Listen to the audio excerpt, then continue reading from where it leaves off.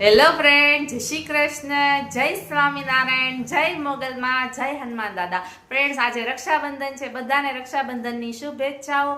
Friends, રક્ષાબંધનના દિવસે બહેન છે ભાઈને રાખડી બાંધે છે અને ભાઈ છે બહેનની રક્ષા કરે છે. ફ્રેન્ડ્સ, આજે પૂનમ પણ છે, તો આજે અમે છે ને સત્યનારાયણની કથા પણ કરવાના છીએ. તો આજે આપણે શીરો બનાવવાના છીએ. અને ફ્રેન્ડ્સ, આજે બાપા સીતારામનું પણ આપણે ગીત ગાઈ લઈશું.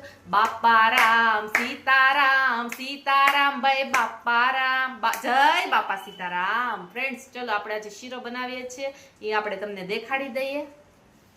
ફ્રેન્ડ્સ, જો આપણે આજે સત્યનારાયણની કથા કરવાના છીએ ને, એટલે સરસ મજાનો શીરો છે એ બનાવીએ છીએ. બોલો સત્યનારાયણ ભગવાનની જય.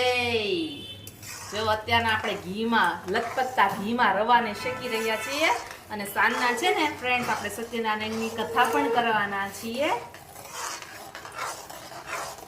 આજનું મેનુ આપણે જોઈએ તો સરસ મજાનું દૂધી બટેટાનું શાક કરેલું છે, રસાવાળું, એકદમ તીખું અને સ્પાઇસી.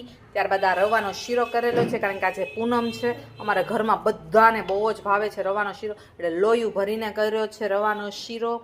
પછી રોટલી છે સરસ મજાની. તમે પૂનમ દિવસે રવાનો શીરો બનાવો છો કે નહીં તે કમેન્ટ કરી દેજો, અમે તો કરીએ જ છીએ. પછી આ રાઈસ છે.